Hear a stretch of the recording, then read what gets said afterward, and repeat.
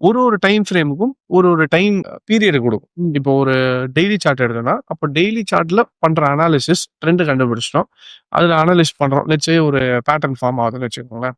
ஒரு Eliot wave வருது, இல்ல ஒரு காட்லி பேட்டர்ன் ஃபார்ம் ஆயிருக்கு, இல்ல ஒரு ட்ரையாங்கிள் பேட்டர்ன் ஃபார்ம் ஆயிருக்கு. பிரேக் ஆயிடுச்சுன்னா, டெய்லி பேட்டர்ன்ல அது ஃபார்ம் ஆச்சுன்னா, அது எத்தனை நாளுக்குள்ள டார்கெட் போகும்ன்றதுக்கு சர்டன் கால்குலேஷன்ஸ் இருக்கு. அது வந்து நம்ம ஹிஸ்டாரிக்கலா படிக்க தெரிஞ்சிடும். ஓகே. ஸோ அந்த கால்குலேஷன் அதே மாதிரி இப்போ லெட்ஸ் சே ஒரு 15 மினிட்ஸ் வச்சு ட்ரேட் பண்றோம்னா, அது எத்தனை ஹவர்ஸ்க்குள்ள இந்த டார்கெட் போகும்ன்றதுக்கு ஒரு வேகான ஒரு அண்டர்ஸ்டாண்டிங்ல நம்ம அதை கொண்டு வர முடியும். அதுதான் multi time frame analysis. Multi time ஃப்ரேம்னா நிறைய பேருக்கு என்னன்னா தப்பா புரிஞ்சுக்கிட்டு எல்லா டைம் ஃப்ரேம்லயும் ட்ரேட் பண்ணுவாங்க. டைம் ஃப்ரேம் எதுக்கு யூஸ் பண்றதுனாலே முக்கியமா நம்ம டைமிங்கை கால்குலேட் பண்றது தான் டைம் ஃப்ரேம்ஸ் யூஸ் பண்ணுவோம். ஸோ அப்போ ஃபர்ஸ்ட் திங் ட்ரெண்ட் தெரிஞ்சிச்சு.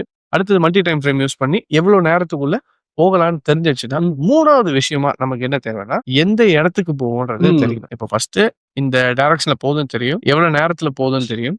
மூணாவது வந்து எந்த இடத்துக்கு போகுதுன்றதும் நமக்கு தெரியும். அப்போ இங்க தான் டார்கெட் ஃபிக்சிங். ஸோ அப்போ டார்கெட் ஃபிக்சிங் என்ன யூஸ் பண்ணலாம்னா நிறைய டூல்ஸ் இருக்கு. ஃபிபனாச்சி இருக்கு.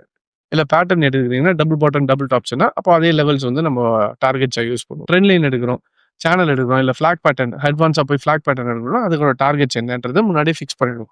அப்போ அந்த டார்கெட்ஸை ஃபிக்ஸ் பண்ணும்போது நமக்கு என்ன ஆயிடும்னா, இப்போ நமக்கு டைரக்ஷன் தெரிஞ்சிச்சு, எது நம்மளோட இலக்குன்னு தெரிஞ்சிச்சு, அந்த இலக்கு எவ்வளவு நேரத்துல போய் அடையும்ன்றதும் தெரிஞ்சிச்சு. ஸோ இப்போ இந்த 3 விஷயம் தெரிஞ்சாலே